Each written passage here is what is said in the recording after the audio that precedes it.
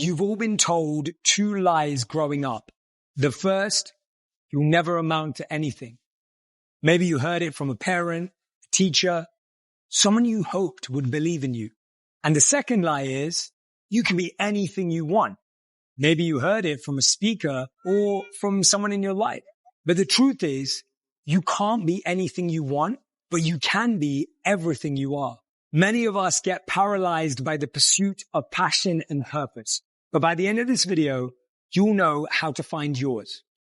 One of the main reasons you struggle to find your passion and purpose is because you believe you have to have found it by a certain age. I meet so many people who say, Jay, I'm 20 years old. Should I know my purpose? Jay, I'm 30 years old. How is it that I don't know my passion? I'm 40. I'm still figuring it out. The truth is, it's something that we're constantly collecting and connecting. We're collecting new experiences. We're connecting them with old ones. And that's what starts to build our passion and purpose. Many of us feel pressure to find our purpose in our 20s, but many successful people find their stride later. In his biography, Andre Agassi dropped a bombshell on the world. The former world's #1 tennis player, 8-time Grand Slam champion, and gold medal winner didn't like tennis. Agassi was pushed into playing by his father, and though he was incredible at the game, he hated playing it. The fact that he was tremendously successful and made loads of money didn't matter. It wasn't his purpose. But Agassi transitioned his on-court success into his true passion. Instead of serving aces, he's now serving others. The Andre Agassi Foundation runs a K-12 college prep school for at-risk youth. We often think that there's one clear path to purpose. We often think that someone must have figured it out. Can I not just use that same formula in my life? And the truth is, there's no one clear way, but there are 4 paths that you can consider. Here's what they are. The first is pain. So many people who now live purposeful lives found their purpose through pain. What do I mean by this? They experienced a pain early on in life, and they so badly wanted no one to ever experience that pain again that they started helping others get through it. Maybe you've gone through a particular life event and you'd never wish it on your worst enemy. Maybe you experienced something at a young age and you hope no one ever has to go through that. Maybe you overcame a pain. A lot of you may be survivors. Maybe you beat a disease. And now you want to give other people the strength, the courage, the motivation to do the same. That's when you're turning your pain into purpose. This is the second path to purpose. Number 2, potential. A lot of us have skills. We have mindsets. We have abilities that we're not even sure about, that we're not even aware of. You have got hidden potential inside of you. Maybe you have a particular way your mind works around problem solving. Maybe you've got a really cool skill that you never knew until later on in life when you actually experimented and explored. So many of us don't sample until later on in life. The process of sampling is saying, I'm going to try a new skill every weekend for a whole year. You're now going to test yourself for 52 skills. I promise you, you're going to see yourself have an innate ability in 1 or 2 of them. A lot of us may test 1 a year for the next 10 years. A lot of us may test 1 over the next 10 years. The point is, it's all a game of odds. The more chances you take at testing your experiences, testing your skills, the more likely you're quickly going to discover what you naturally have a talent, potential, and skill for.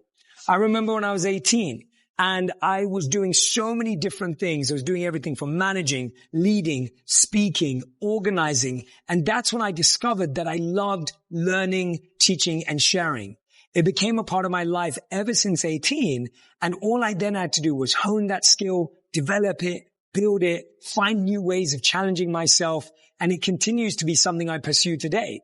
It's as simple as that. Find out what your hidden potential is by allowing yourself to fail, allowing yourself to make mistakes, allowing yourself to try as many things as you possibly can over the next 12 months, or better than that, over the next 30 days. Number 3 is a problem you see in the planet. Maybe there's something around you, something you see. It may not even be something you've experienced, but it's a challenge you feel pulled to solve, a cause that you feel called to help. I know many people who say, I'm struggling to see what's happening to our environment. I have to help. I know other people who say, I'm really struggling to see how animals are treated. I have to help. There are so many things that we feel called to.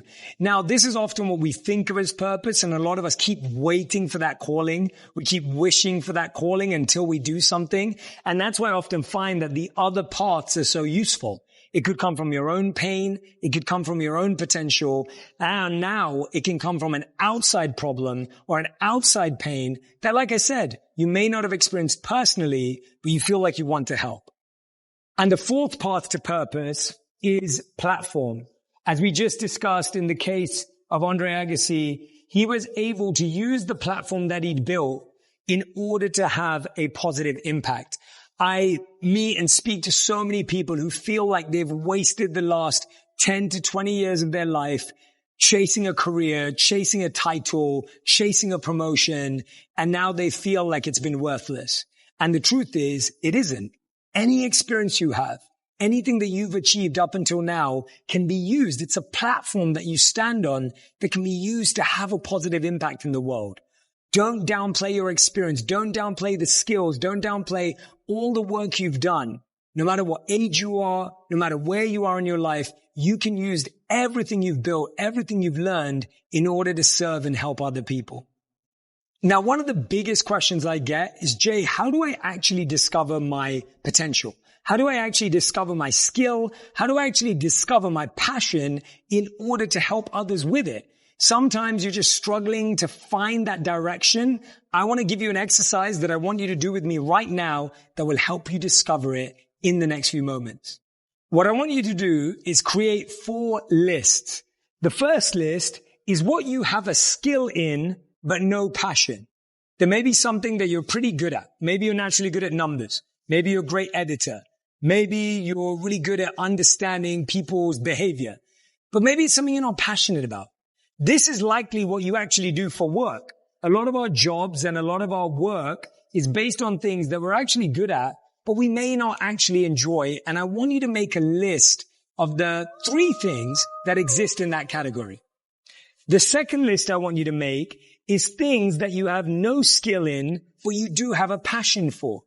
Maybe there's something that you're like, oh, I love photography, but I'm a terrible photographer, right? I absolutely love art, but I know nothing about buying and selling art. What is something that you're curious about, something that you're passionate about, but you don't already have a skill in? This is something that becomes something you can learn and build upon. Now, the third list I want you to make is something that you have no skill and no passion in whatsoever. This is a list of things where you're like, I'm not good at it and I don't like it. I don't enjoy it. I want nothing to do with it. Hopefully this is something in the future that you'll be able to outsource. Sometimes in the beginning, it's something you have to just get on with, just make happen. And you get it. This is not something you want to do forever, but it may be something that you need to learn in the short term. Now, what we want to do with these 3 lists is that we want to use them to populate the purpose box, which is skill and passion.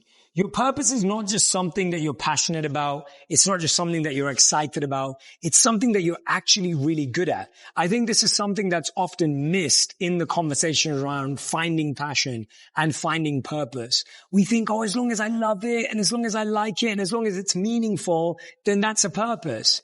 Well, the truth is that unless we get really strategic, really diligent, really focused about it, it will always remain a hobby. It will remain a nice thing that we do. There's an incredible quote that I love from Martin Luther King that says that people who love peace need to learn to organize themselves as well as those who love war. This is one of my most important and deep beliefs, that sometimes those of us that love goodness and love positive frequencies can be quite unorganized. We can be kind of wishy-washy and woo-woo, but actually being strategic and focused allows us to build something that has genuine impact. So with your first list, which is skill but no passion, ask yourself, how could you become passionate about that skill? What is something that you could do to make it more meaningful? How could you allow yourself to get excited about it, even if it's something you're not currently excited about? All of a sudden, you're pushing that into the main box that we want to be in. Now I want you to look at the next list. No skill, but passionate about. Again, like I said, it could be photography. Book that photography course. Get a friend who's a wedding photographer or an events photographer to show you around. Go and shadow someone for the day. Who's someone in your life that could help you learn that skill, introduce you to your new trade? All of a sudden, you're now pushing that skill into this box as well. You're moving into the purpose space.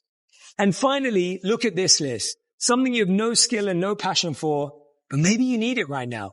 Maybe you just started your own business. Maybe you got a little side hustle going on. How are you going to do the things you may not even enjoy or love or be good at in order to help you push in that direction?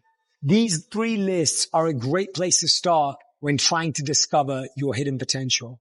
I think one of our biggest challenges around our conversations of purpose and passion is that they're all about what we do and not how we think about what we do. They're about what we're doing rather than who we're being. They're about how we act rather than how we think and feel about how we choose to act. I want to share a case study with you to explain that.